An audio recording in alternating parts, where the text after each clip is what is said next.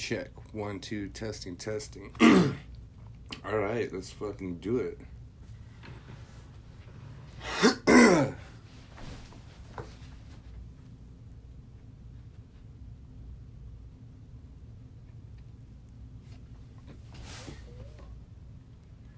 Hey, what's up, player? Can you hear me? Yep, can you hear me? Yes, sir. How you doing tonight? Good, just got done eating. Having okay night.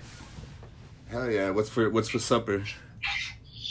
I just had some Domino's because I had some extra points on my Domino account. So. Bro, no fucking way. Say swear to God. I mean, I just had it, yeah. I literally just ordered a fucking pizza using my Domino's points and had it delivered just right now. Just got fucking done crushing half a fucking large pizza. Yeah. Basically what I just did, yeah. That's fucking wild, bro. Fucking shout out to Domino's. Sure, the point system is fire. Seriously, bro. I've been trying to figure out how to do something like that in some of the dispensaries here using the point systems. And yeah, because it's the same reason. They got me hooked for the same fucking reason. Yeah, no, the point system's really good. Fuck yeah, bro. So yeah, I appreciate you taking the time to let me call you and ask you some questions and shit, bro. I've been a fan for a minute. I've been in the industry for, officially like 3 years now, but I like to tell people it's the same shit I've been doing. It's just legal now. I've been doing this shit since high school. And I really enjoy watching your vids, out of a lot of the other YouTube guys that I've been able to meet, just because they feel more like a chat. Like you're not trying to sell me shit, and you're not trying to fucking preach to me and stuff. So yeah, man. First, I just why don't you tell me a little bit about yourself? I wanted to do like a little summary and a story too. So I'm recording everything, just the audio, and then I'll just kind of summarize it and clean it up into my articles, if that's okay with you. Yeah, that's perfectly fine. So I live in Ohio. I grew up on the internet essentially, and I've always wanted to do some kind of YouTube content. I didn't know exactly, when I was younger, I didn't know exactly what I wanted to do, but when I got into smoking it was about 6 or 7 years ago, I started watching YouTubers, and I, kind of just picked up on everything, knew who didn't like who, and all the back end information, that kind of stuff about the scene, and I decided to make a YouTube channel. At first, I didn't want to actually do news, but then I started covering news and saw that people actually wanted to watch it, so I kept doing it. Nice. And it seems like you've stuck with it for a minute. How long you been doing it now for? When I originally started, it wasn't very consistent, but consistently I've been doing it for about 2 years now. And even at that, you are one of the biggest YouTube weed tubers left, right? Would you feel comfortable saying that? I wouldn't say I'm one of the biggest. I would say I'm definitely in top 100, but I wouldn't say I'm nowhere near top 10. But I'm definitely a lot more connected. I'm a lot more connected to the scene than my subscriber count would suggest. Yeah, and that's what I got a vibe out of, is I'm this dude's actually paying attention to the networking behind the scenes. He's not just looking at shit on face value. You're prowling the forums, you're talking to people in the industry, you're getting the rest of the story. You're not just getting the headlines and stuff. So are you in the industry? Do you work in the industry? I actually do not work in the industry at all. I'm, obviously, doing stuff little selling here and here while I'm in high school, but I haven't officially been on any kind of cannabis job ever. This is really my only forte into the actual industry. Nice. So that's interesting. So that's almost another situation that I've noticed, because I've met Luke, who runs the LMC channel. Yeah. And kind of the same thing. He's kind of a trapper, does know some people in the industry, but also knows more the street side, right? And then speaking to Hi Chris, he's definitely, obviously, directly in the industry, selling his brand, selling his courses, and does have some legitimate good insight. Does have some insight on the business side that unless you're in the industry, you wouldn't know the lingo or the verbiage, right? But it's the same thing with the street lingo, right? Unless you've actually flipped in your life, you know what to look for and you know what to ask. Yeah. That's cool, bro. So what do you want to do with your platform right now? Because I've obviously you say like the news is kind of like what, even for me, like that's what I figured out is people either want to learn something or laugh. So it's either shit posting memes or making or summarizing news headlines, really, for me. Yeah. So what I really want to do is obviously I want to continue doing. I'm never going to like switch up and like completely like abandon the channel, but I do eventually want to expand my brand. Essentially, it's not really a brand right now, but I do in the future want to expand my brand and like do other stuff, maybe like actual like legal products or make like make my own clothing brand, something like that. But I'm always going to be doing YouTube. It's just like it's my passion for this industry. And how do you navigate the limitations of YouTube, just with the censoring and them being so anti 420? The thing is with YouTube is that they actually don't consider my channel a weed channel because I don't like. I mean, you've seen my videos. I put gaming in the back of my videos, so like they kind of don't see my channel as a cannabis channel. Like I get monetized on YouTube. Now, not all my videos get full monetization. Some of them get limited ads. So, like, only certain ads can be shown on my videos. But it's not really a big problem with me. But I'm very much against it, and I try to help other content creators who are facing these restrictions because it's just completely dumb, really. Yeah.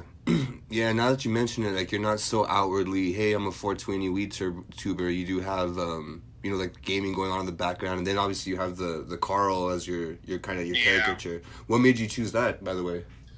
Well, I grew up watching Adult Swim. Like, that's like, I probably shouldn't have been watching Adult Swim when I was that young, but I was. So I grew up watching all the Adult Swim shows, and it just happened that Aqua Team Hunger Force was one of my favorites, and I have friends suggesting that I should have like some kind of caricature so like the viewers could put a face on the voice. Yeah. And he suggested that he knows I like Aqua Team Hunger Force, so he suggested that I should use Caro.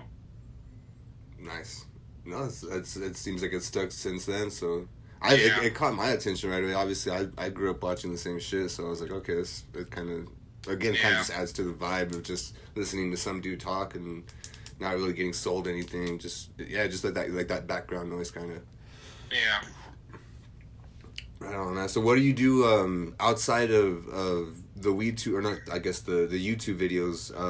What else do you do in your free time? Well, obviously I like video games.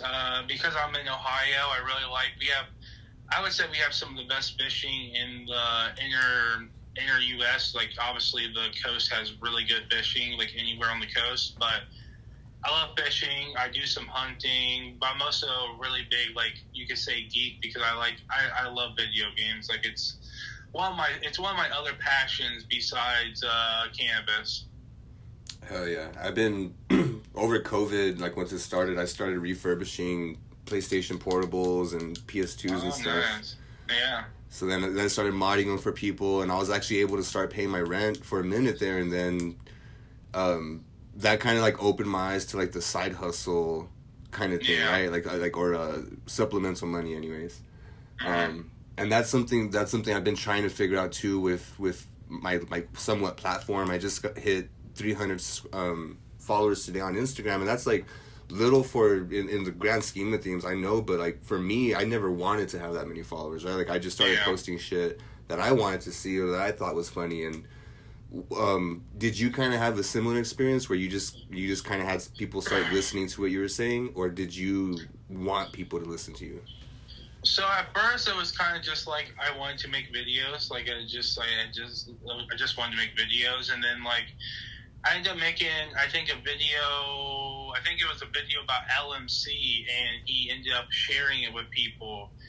And then off him sharing it because at the time he had like 80, I think he had like 70 or 80,000 subscribers, and I had a bunch of people come over to my channel, and I realized that like, hey, I could like make videos directly about other VTubers, and they'll give me a shout out, and I'll get some of their followers and some of their viewers. Yeah. So it didn't start out like that. Like at first, like I said, I just wanted to make videos, but it eventually turned into the thing where I was like, I know what I need to do. Nice. Who are some of the people like you've been most excited to meet, or not even excited, but just like I guess found interesting? Can you repeat that? Like, I was. No worries. Out of all the people you've been able to meet or being able to like cover, who are some of the people you found most interesting?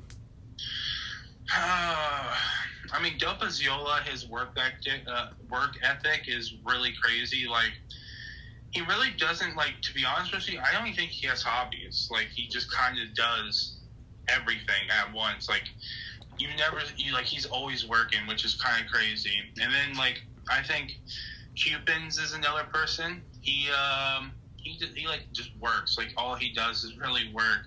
And then LMC, he's really cool as well, because LMC is like super like connected with the brand side of stuff. Like he like knows the lingo really, really well, and knows like the industry really well. So yeah, I would say those three are like the most interesting to me. Nice. Yeah, being able to chop it up with Luke was really interesting. I was able to do the New Mexico video when he was here in Albuquerque. And at the time, I didn't think about that. Like, I didn't think about leeching off of him and leeching off of his followers. I didn't even really want to be in the video because at the time I didn't want to risk losing my job and shit. Yeah. But then slowly but surely people were like, oh, wait a minute, I've fucking seen you somewhere. Like, I've seen you, and I didn't realize how many views it actually got. But yeah, it was kind of the same thing. I like to tell people Luke put me on game for sure. He let me see the power and the influence of the social media. Yeah, no, Luke definitely is really cool. He helped me out a lot. While I was getting my monetization, he really because he at one point he also had monetization, so he like kind of knew what to do as a not necessarily like a smoker YouTuber, but like someone who's in the industry but doesn't actually smoke. He knew what to do, knew what I need to do to actually get monetization. He's really cool. If you don't mind me asking, what was some of the advice he gave you? So for one, you need to clean up your channel. You can't be having just like if you have a bunch of like videos that showing like plants and that kind of stuff, you kind of need to like dumb that down a bit. Obviously, keywords are a big thing. That's kind of how YouTube finds out what your channel is about, kind of. Like, if you're putting like the word weed in your videos, or you're putting the word like, I don't know, like smoking, that's kind of how YouTube finds out that you're a VTuber who smokes on camera, because their AI that scans your videos, it can't really tell the difference between tobacco smoke and cannabis smoke. So like they have to it has to go off keywords, and that's like something like he told me that I need to focus on my keywords a lot. And is that keywords on like what's appearing on the screen, or what you're physically saying and what might get transcribed through the, like, I'm assuming still an AI bot, right? At that point, it's still probably like going through the words and shit. It's a little bit of both, to be honest with you. Like, I haven't tested it, but I have a theory that, like, if you made a cannabis growing channel and absolutely mentioned nothing about weed, like, at all, didn't have weed anywhere in the title, anywhere on your channel at all, you just grew cannabis, YouTube wouldn't be able to tell that you're growing cannabis. It would just think that you're growing plants. And what about... Go on. No, go ahead. I'm sorry to cut you off. So it's essentially like, it's, like I said, it's a little bit of both, but at the same time, it's, YouTube's AI isn't that advanced, to be honest with you. They're just like, they just scan every part of your channel. It's not really like it's not like a super advanced like CIA like AI that can like tell what kind of smoke you're smoking and that kind of shit. It's a lot more dumbed down than that. Gotcha. I've been hesitant to dip my toes in it. I started a YouTube channel, but it's not. I don't know. Like I'm almost embarrassed. I'm like I got stage fright where I'm like I don't want to put content out there, but then I'm kind of in the same boat where like I just want to make content for myself, kind of. You know what I mean? Like I don't really want to make anything for anyone specifically. I mean, yeah, that's kind of how you have to start because like. Obviously, there are ways, like, there are people out there who strictly make a YouTube channel to make money and try to get views, but realistically, those channels are not necessarily not going to be, like, that known. Like, they're going to be, like, in the background. Like, let's just, outside the cannabis industry, I'm not sure if you obviously know who Moist Critical is? Yeah, yeah.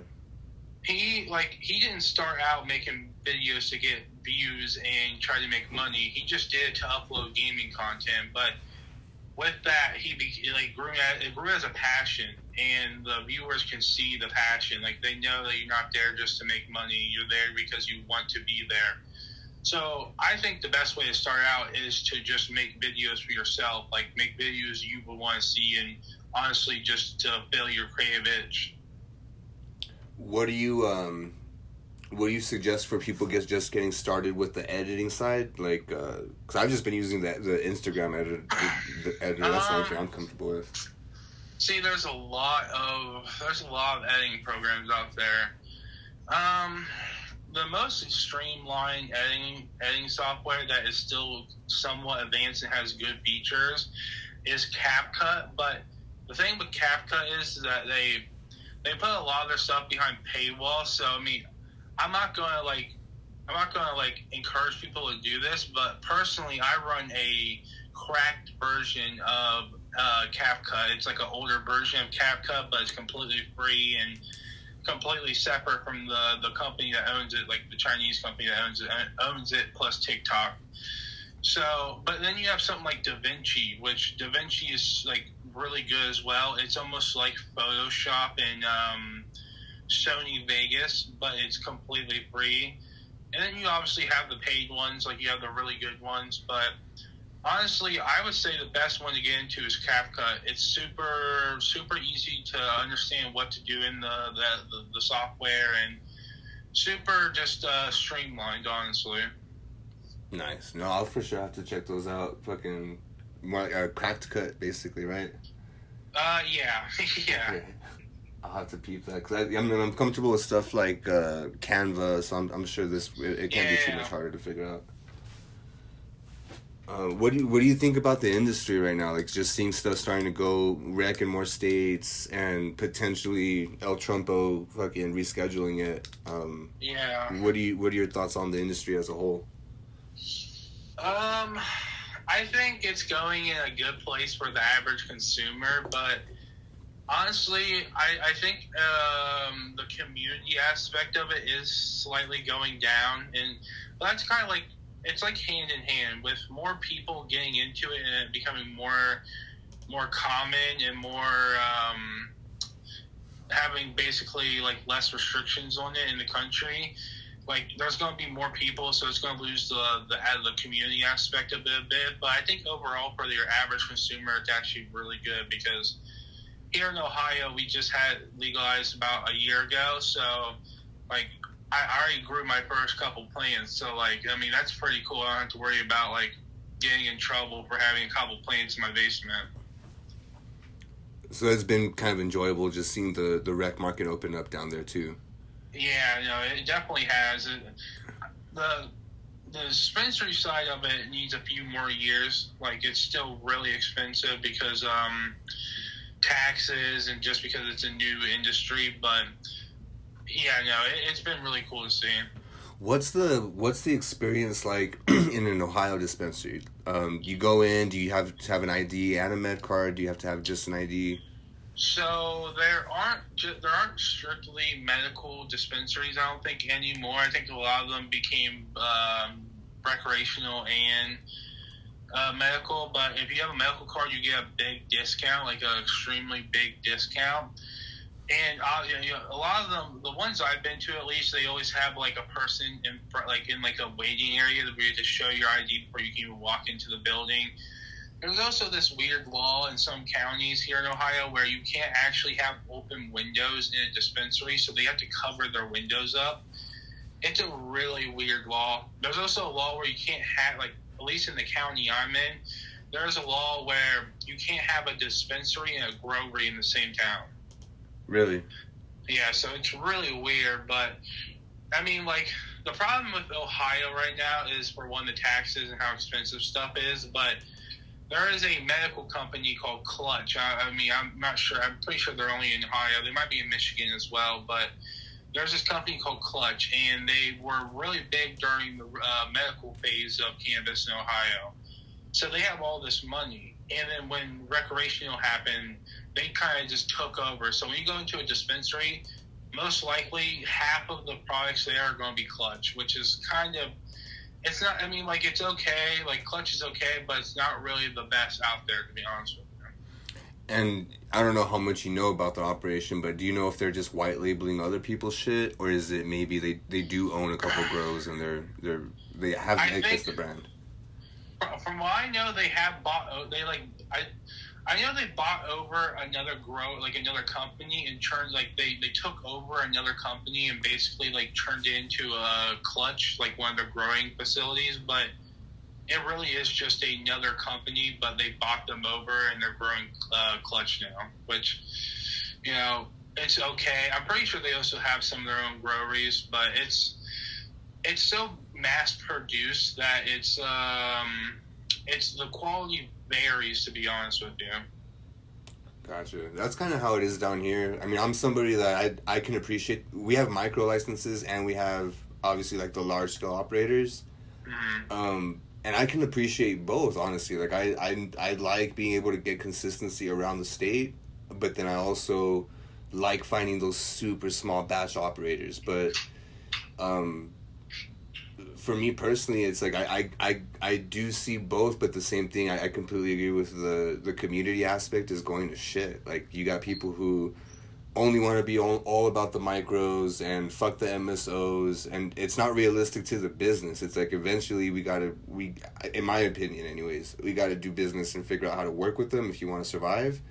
Yeah. But then on the flip side, it's also like, yeah, no, we do gotta preserve some of that spirit and that essence of what originally got us into it. Like, for me, I had family that a lot of people had struggled with addiction and struggled with pills, and for me, pot was a way to relieve my stress and my anxiety and not be fucking zonked out and not be able to not get my shit done. Yeah, 100%. Yeah. It's kind of the same for me. Kind of like a lot of my family are like they're like I can count like maybe 5 or 6 of my family members who haven't been in legal trouble, but the rest of them, like, they all have either 1 or 2 prison numbers and a lot of addiction in my family. I mean, and cannabis is just like, it's honestly a way out, to be honest with you. It can, like, it's not addictive in the same way as, like, you know, opiates. It can be a little bit addictive, but I mean, it's really just relieves me and, like, helps me out more than it ever has, like, affected me.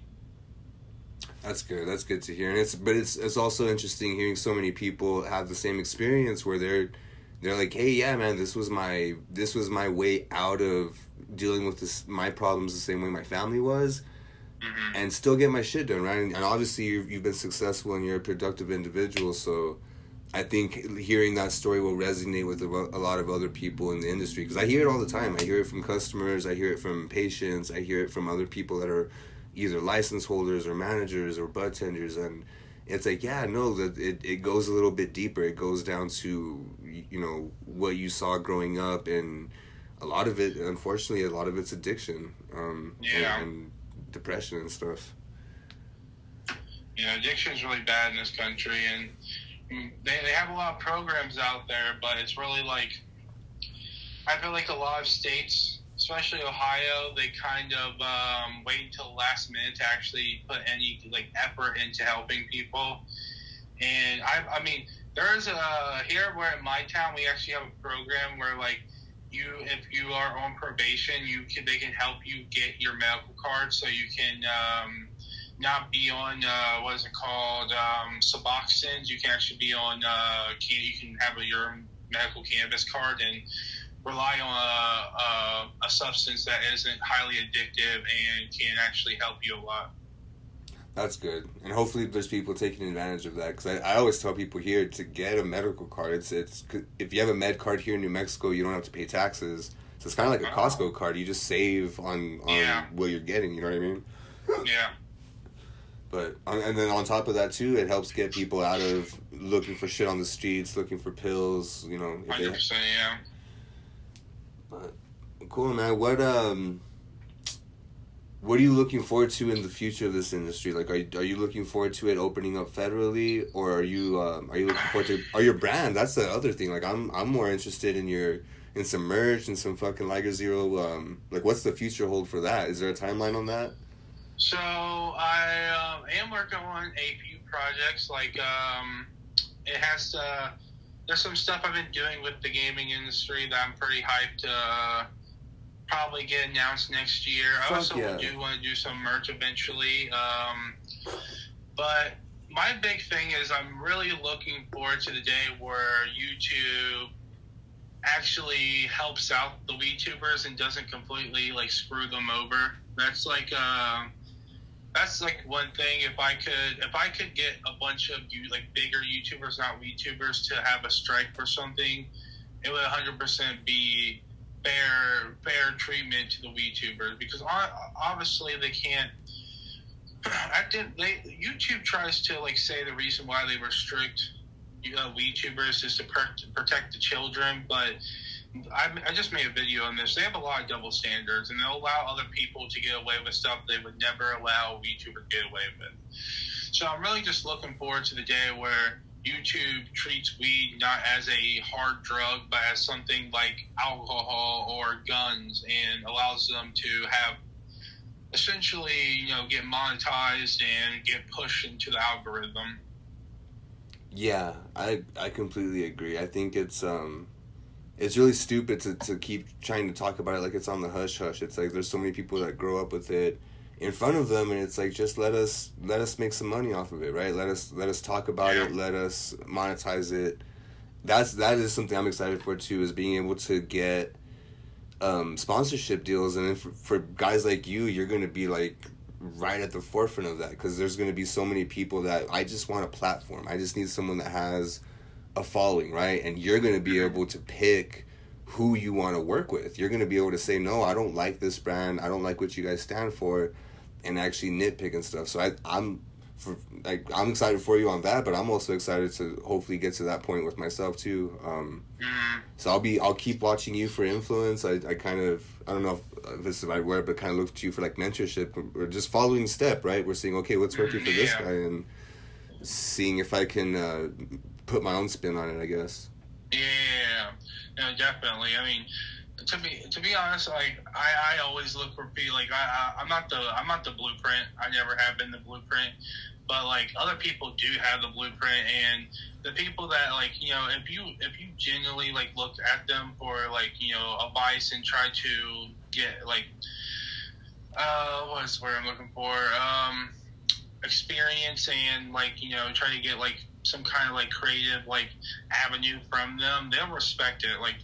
That's how LMC was. LMC could do could see what I was trying to do. He covered I'm not sure if he still does it. He might do it, but he used to cover a lot of just general weed news, and he could see that I was trying to do VTuber news, and he really respected that. And I told him that I watched a lot of his videos before I even started my channel. So yeah, 100%.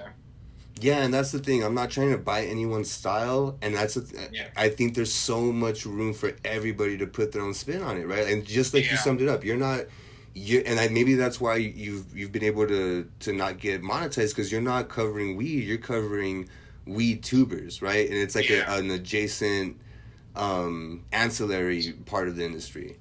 Yeah. So that's that's what I'm excited for. There's still a lot of money to be made in this spot. So kudos to you for your success so far, brother. I wish you the best of luck. I'm gonna make sure to include the link to your channel. Do you have any other platforms you want, like Twitter or I don't know, Facebook or anything you want shouted out? No. YouTube is fine. I'll when you post this, let me know, and I'll make sure to post it on my social medias. Yeah. I have a really big following on Twitter, so I think a lot of people would